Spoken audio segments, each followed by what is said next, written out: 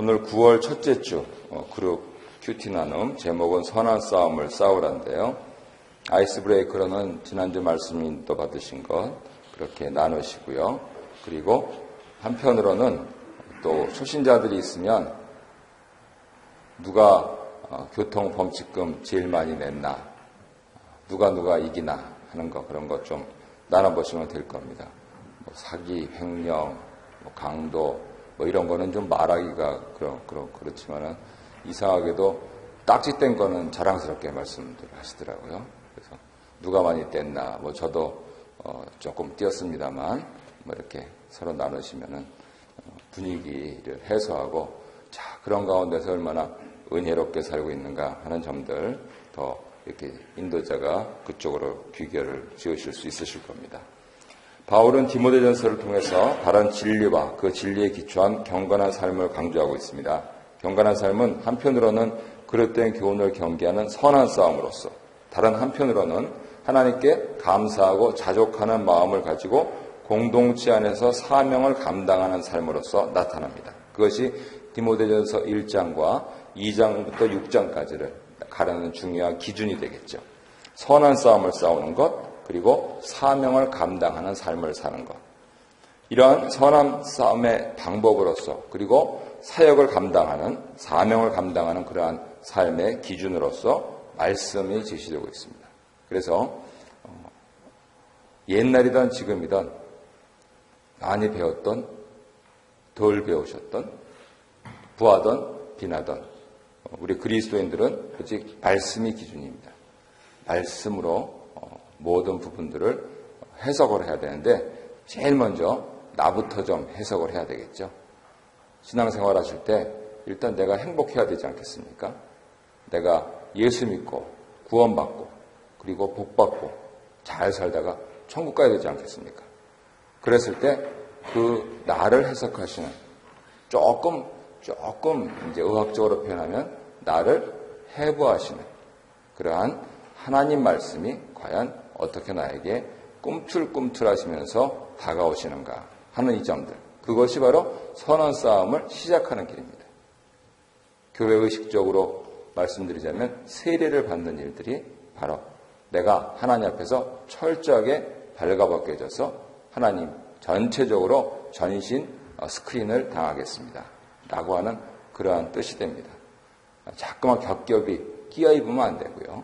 더구나 그것을 실천하는 방안으로서 이렇게 토요, 새벽기도 같은 좋은 모임들에 오셔가지고 조용한 가운데 하나님께 내 마음을 드리고, 하나님 이것은 감사하고 이것은 제가 잘못했고 또 이것은 하나님 좀 들어주셔야 됩니다 라고 하면서 말씀드리면, 그리고 하나님 나한테 말씀하실 게 뭐가 있으십니까? 라고 요청을 하면 살아계신 성령님께서 우리를 하나님과 중개하시고 중보하시면서 그렇게 잘 돌봐주신다 하는 것이 우리 기독교 믿음의 요체가 되겠습니다. 오늘 본문의 근거에서 말씀과 나눠보겠습니다. 바울은 자신을 변화시켜서 복음 일꾼으로 삼아주신 하나님 역사를 회상하면서 은혜와 긍휼을 찬양하고 있습니다. 바울이 자신의 생애와 사역을 돌아보면서 주님께 감사한 내용은 무엇입니까? 자신을 충성스럽게 여기셔서 사도의 직분을 맡기시고 또 그 직분을 감당할 수 있는 능력을 주신 것. 다시요. 사도의 직분을 맡기시고 능력을 주신 것. 이것을 감사를 드리고 있습니다. 오늘날에는 모두 이제 행복하다 하는 것을 다 추구하고요. 헌법에도 보장되어 있고요. 그런데 믿는 사람들은 그에 더해서 하나님 은혜를 감사하는 것. 그것을 영성이라고도 부를 수 있겠습니다. 감사하는 영성. 바로 이런 부분들을 우리가 기억하고 회복하는 게 교회 생활, 신앙생활의 중요한 터닝 포인트가 되겠죠. 지금 그 점에 대해서 사도 바울은 자신에게 능력을 주셨다라고 말하고 자신을 충성된 자, 신실한 자라고 번역할 수 있는데요. 그러한 자로 인정하셨다. 셋째로 섬기는 기회, 봉사나 직분을 가리킵니다. 그것을 주셨다 하는 것입니다. 우리가 교회 직분자가 된다는 것은 섬긴다 하는 그러한 뜻이 됩니다. 장로교에서 집사라고 이렇게 번역된 원래 영어, 그거를 어떤 교단에서는 감독이라고 합니다. 그리고 성경에 쓰여진 성경 원어에서도 똑같은 의미로 섬기는 자라고 하는 것입니다. 그래서 적어도 세상에서는 직분을 받으면 받을수록 높은 직무를 행사하면 행사할수록 다스리려고 하는데 교회에서는 거꾸로 갑니다. 그래서 소위 말해서 다른 사람들이 아무개님 하면서 그렇게 해나갔을 때 내가 정신을 똑바로 차리고 그 부분들에 대해서 기억해야 될 내용은 나는 점점 섬겨야 될 사람이다. 이렇게 한 그러한 성경 내용인 것이죠. 그래서 한동안 기독교가 사상을 지배했던 시기에 나온 말들로서 중요한 그러한 표현으로서 시민들에게 이렇게 공부를 수행하면서 그 사람들을 섬기는 사람들을 공복이라고 불렀습니다. 오늘날 용어로 하면 공무원이죠. 그래서 영어로 하면 civil servant라고 했습니다. 공복. 공개적인 종이다. 그런 뜻입니다. 그런데 오늘날은 공무원들한테 도장 하나 받으려면 상당히 어렵죠. 또 여러 가지 또 안 좋은 관행들도 생기고요. 그러니까 이런 부분들이 하나님께서 우리에게 가르쳐 주신 부분들이 왜곡되면서 잘못 시행되고 있는 부분들인데 교회에서도 그러한 세상을 따라가서는 안 됩니다. 아무개님 하면서 말을 할 때는 하나님께서 저 사람이 나한테 이렇게 하게 하신 것은 내가 더 낮게 섬겨라 라고 하는 그러한 취지로 하신 것이다 라고 하면은요 결과적으로 그렇게 사신 분들은 누구나 존경하시고요. 결국 인생이라고 하는 것은 눈 감을 때 판가름 나지 않겠습니까? 그랬을 때 정말 나를 위해서 울어줄 사람이 과연 몇이나 되는가 하는 점들을 오늘도 곰곰이 따져보면 내가 섬기는 자로서 충성된 자로서 또 능력자로서 그렇게 바르게 사실 수 있으실 것입니다. 바로 이것이 우리 예수님의 품성이죠. 우리 예수님은 권능의 주님이시고 충성된 주님이시고 섬김의 주님이시기 때문에 예수의 제자로서 이렇게 살아갈 수 있다라고 하는 논리적 근거도 발견할 수가 있겠습니다. 2번 보겠습니다.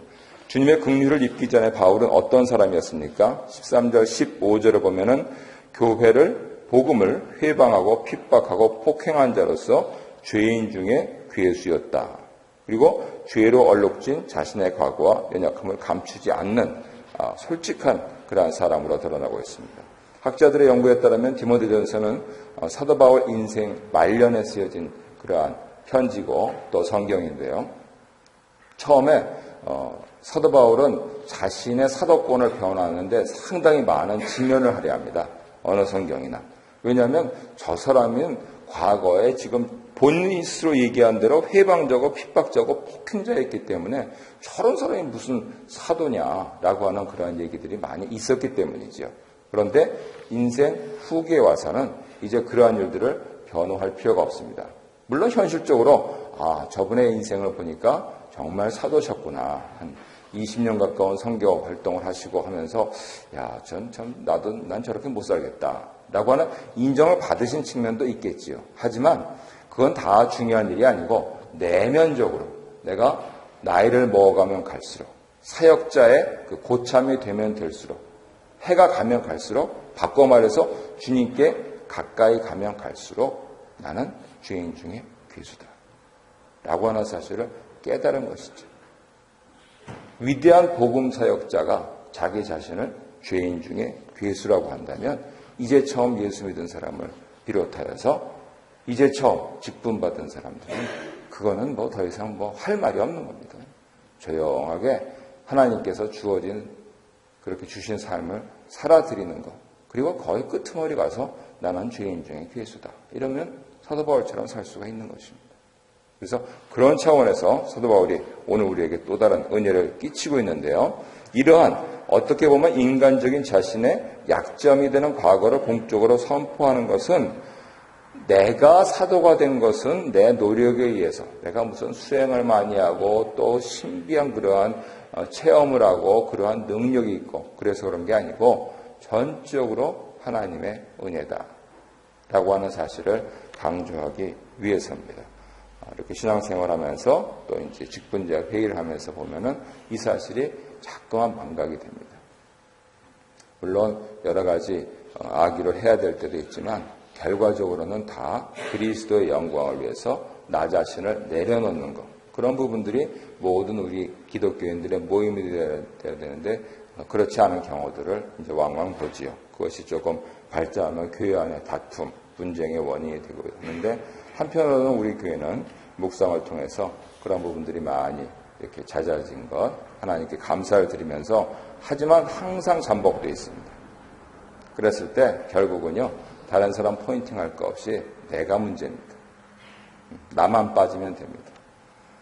교회 나가시라는 소리가 아니고요. 나만 가만히 있으면 됩니다.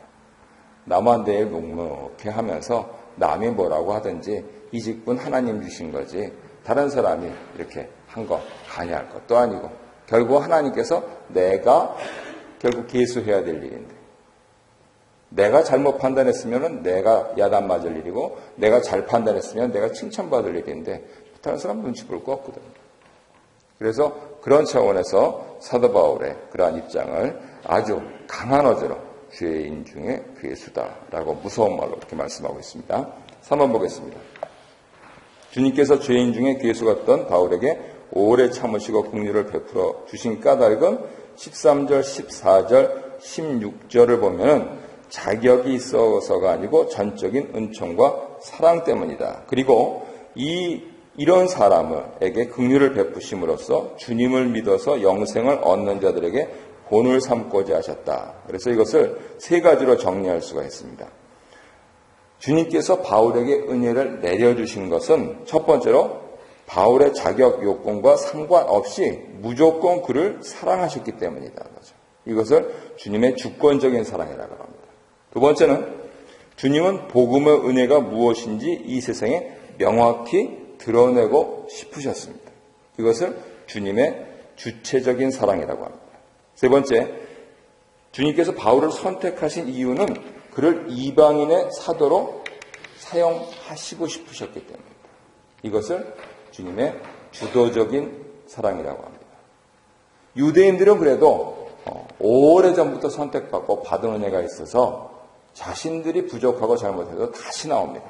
그런데 이방인들은 감히 그 발이 땅에 붙어 있어가지고 한 발짝도 뗄 수가 없을 때 주님께서 주도적으로 그들에게 다가가셨는데 사도 바울을 그것을 위한 방편으로 사용하셨다는 것이죠. 이미 그 자신이 회방되어 폭행자요 살인자였기 때문에 그 일들을 감당하고 돌에 맞아 죽었죠. 사람들이 죽은 줄 알고 내버렸죠. 태장을 하나 감한 거를 5번이나 맞았죠. 그렇게 하면서도 글자 그대로 목숨 걸고 이방인의 사도로 그렇게 사역할 수 있었던 것은 바로 자신이 잘나서가 아니고 주님께서 주도적으로 이방인들에게 다가가고 싶으셨기 때문이다. 예수님만 그러신 게 아니고 구약 창세기부터 하나님께서 주도적으로 이방인들에게 다가가셨다 하는 것은 구약 성경 창세기부터 가만히 읽어보면 아실 수가 있어요. 그런 가운데 이방인 중에 이방인이라고 할 수 있는 우리 한국인들이 예수를 믿어서 크리스천이 되어 있다라고 하는 것은 바로 이 같은 주님의 주도적인 사랑의 결과입니다. 그리고 그것에 지나지 않고 이민까지 와서 코리안 캐네디언으로 여기에 살고 있다라고 하는 것에 대해서는 우리가 복음의 빚진 자인 것이죠.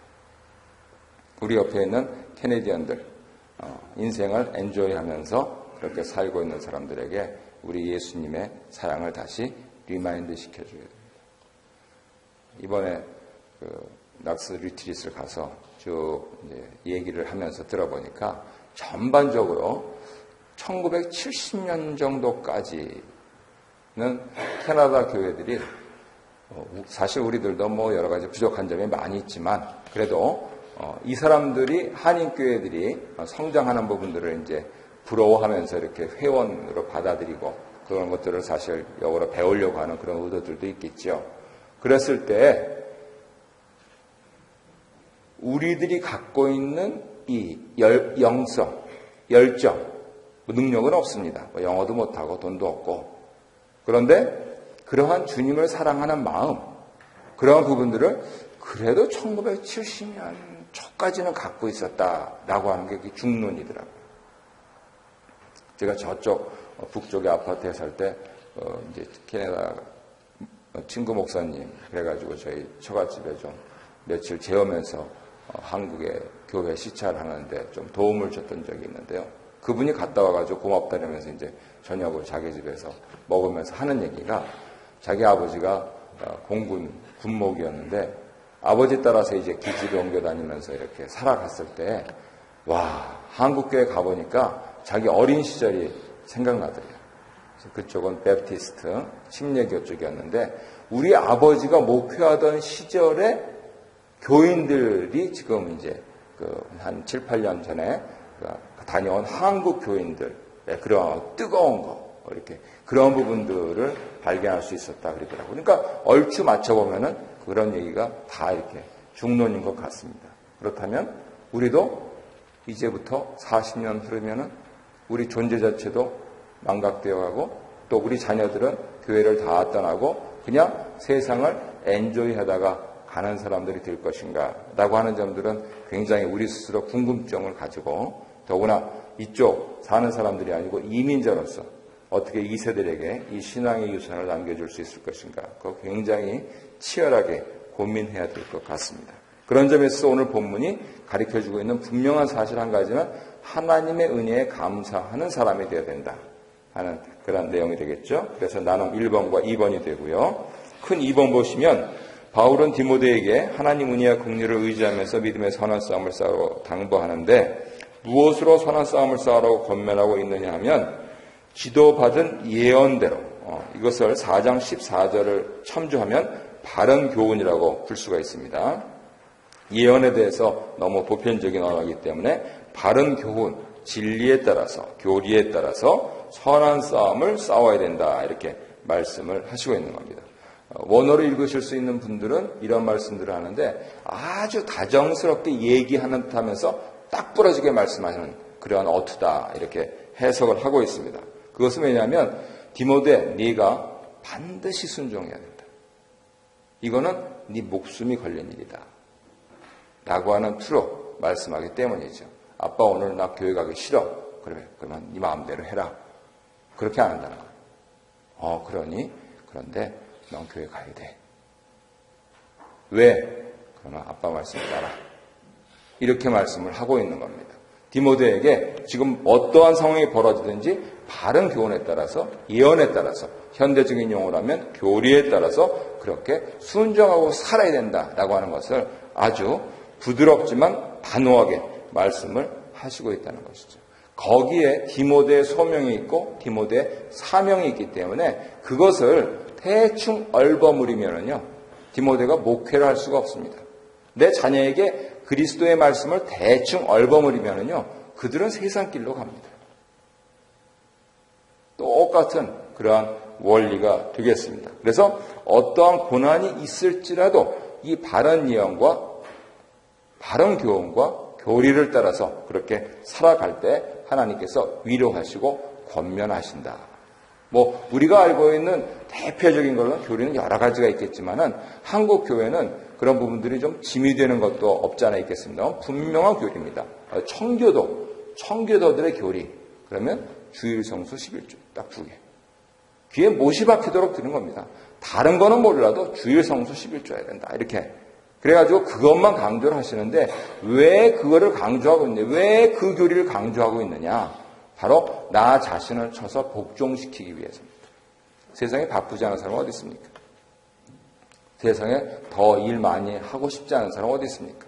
그러나 하나님께서 왜 주일을 지키라고 하시는지 세상에 돈 아까운 사람, 아깝지 않은 사람은 어디 있습니까?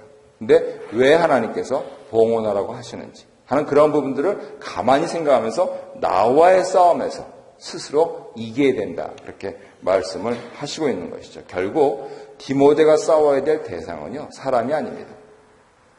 저 목사가 저렇게 얘기하더라. 이거는 이 사람은 이렇게 해서 날 시험. 그게 중요한 게 아닙니다. 우리가 평화롭게 살지 못한다면 내 스스로 속에서 부글부글 끓고 그것이 터져나와서 다른 사람과의 관계에서 문제가 된다면은 그것은 영적인 싸움이라는 겁니다. 그리고 그 영적인 실체로서 권세를 갖고 있는 사탄과의 싸움을 지금 사도 바울이 오늘 본문에서 지적을 하고 있는 것이죠. 거기에 대해서 다른 사람은 어떠든지 나는 지지 말아야 돼. 그래서 예수님께서는 그것을 아주 강하게 말씀하셔서 다른 사람이 뺨을 한 대 치면 갖다 대라. 2대 맞으면 되지 않냐. 그걸로 끝인데. 한 대 맞아가지고 부글부글 끓어가지고 그 속에서 살인 의지를 불태우고 그게 뭐 하는 짓이냐는 거죠. 그게 뭐하러 예수 믿느냐는 거죠. 내 속 하나 건사하지 못하는 사람이 무슨 가정을 다스리고 무슨 교회를 다스리고 지금 쫙 그 말씀 아닙니까? 그래서 그런 차원에서 내가 하나님 이게 조금 시험거리가 오네요. 그러면 맞다. 오늘 토요일날 교육받을 때 선한 싸움을 싸우라 그랬지. 하고 시험거리 줘. 조인간이 저게 문제인데요. 그 사람 다 불쌍한 사람이야. 알고 보면은. 그리고 조금 더 한꺼풀 더 디벼보면은 하나님 사랑하시는 사람이야. 나도 하나님 사랑하시지만 그도 하나님 사랑하시고. 그러니까 그를 미워할 필요가 없어요. 그러면 우리 사이에서 이 역사하는 악한 영적인 싸움, 이런 것으로 선한 싸움을 규정하고 하나님 내가 여기서 지지 않게 해주세요. 어떻게 하면 됩니까? 십자가의 길을 가면 됩니다. 못 박히면 되잖아요. 실제적으로 내 손에 못 박을 사람은 없으니까 육체적인 고난도 없습니다. 내 마음이 좀 쓰리고 아픈 거죠. 그러면 그것 하나님 앞에 내려놓으라는 겁니다. 토요일 새벽 기도에 가서 뭐 하십니까? 그거 내려놓으려고 오시는 거 아닙니까? 그래서 다 털고 하나님 마귀와의 싸움은 이기고 사람은 용서하고 그렇게 되면 크리스천 라이프가 되는 겁니다. 마지막 문제 보겠습니다. 그럼에도 불구하고 선한 양심을 버리고 믿음에서 파손한 자들 가운데 바울이 사탄에게 내어진 사람들은 누굽니까? 19절 20절을 보면은 후메네오와 알렉산더 이렇게 하고 있습니다. 이 점에 있어서 사도 바울은 분명하게 기준을 제시합니다. 믿음 그리고 착한 양심입니다. 바꿔 말해서 진리의 말씀 그리고 순종하는 제자의 삶입니다. 진리의 말씀에 뿌리 내리되 거룩한 양심을 가지고 살라고 하는 것입니다. 후메네오라고 하는 분은 부활에 대한 그릇된 세상을 전파한 분이었어요. 2장 17절 18절에 나옵니다. 알렉산더라는 분은 디모데 후서 4장을 보면은 구리세공업자 이렇게 나오는데 동일인지는 모르겠다. 학자들도 그렇게 얘기합니다. 그랬을 때 이걸 정리하면은 어떤 분은 그릇된 자기 생각을 가지고 이게 맞다고 자꾸만 주장을 해요. 어떤 분은 알량한 돈 좀 있다고 자기가 위세를 부리려고 하는 겁니다. 현대적으로 풀면 그렇습니다. 후메네오와 알렉산더. 그래서 사도 바울은 두고 보고 하다가 됐습니다. 당신들이 어떻게 왔는지 모르겠지만 이제는 나가주십시오. 그래서 그런 거는 교회용어로는 출교라 하거든요. 나가주십시오. 당신은 교회 멤버가 아닙니다. 그렇게 했다는 뜻입니다. 지금 이 말씀. 그런데 당시의 사고방식으로 교회에서 나가주십시오라는 말을 듣는 것은 마귀에게 내준받았다. 이렇게 표현을 했던 것이죠. 그분들은 잘 먹고 잘 살다 잘 갔을 겁니다. 그런데 오늘날 가만히 따져보면 밸류 시스템으로 사도 바울에게서 출교를 당하고 디모데 전서에 이름이 기록될 그런 정도였다. 나는 이런 인생 살고 싶지 않다고 합니다. 그러면은 어떻게 하면 되겠습니까? 후메네오처럼 내 사상이 바른가 그런가 하는 점들에 대해서 자기 성찰해야 되겠죠. 물론 이단들은 자기가 틀렸음에도 불구하고 자꾸 맞다 그러니까 문제가 되는 거고, 보통인들은 한 발 이렇게 잘못 삐끗할 수도 있지 않습니까? 잘못 생각할 수 있는데 하나님 바르게 가르쳐 주셔서 감사합니다. 그리고 얼른 돌아오면 되는 겁니다. 만약 돈이 있다 그러면 이건 하나님이 다른 사람 일단 나부터 잘 쓰고 남는 걸로 다른 사람 도우라고 하는 거다 하는 거지, 그거를 바탕으로 위세를 부린다. 이거 말이 안 된다는 것이죠. 그래서 내가 이 두 가지 삶, 이런 부분들에 대해서 조심해서 살면은 이미 예수를 믿고 있고 하나님 내 가운데 복받고 있고 예수를 믿어서 구원받았고 라고 하는 이러한 분명한 진리, 교리 때문에 남은 평생 행복하게 감사하게 잘 살다가 주님 부르시는 날 천국 갈 수 있다는 거예요. 그래서 그런 차원에서 자꾸만 나 스스로 부대끼고 하지 마시고요. 내려놓고 얼른 내려놓으시고 안 되는 거 자꾸만 그렇게 하지 마시고, 그리고 분명하게 디모데서를 통해서 우리가 교훈을 받을 수 있는 것은 돈을 사랑하지 말라. 세상 사람들은 그런 걸 어떻게 표현합니까? 돈 쫓지 말고 돈이 나를 쫓아오게 해라. 그렇게 얘기하지 않습니까? 돈 벌어본 사람들이 하는 얘기입니다. 그러니까 관심을 거기에 두지 말고 하나님 진리에 두라 그겁니다. 세상 사람들도 그렇게 사는데 예수 믿는 사람들이요. 자꾸만 돈 이렇게 하면 안 되는 거지요. 거기에 전쟁 근거하면요. 평생 전쟁 근거합니다.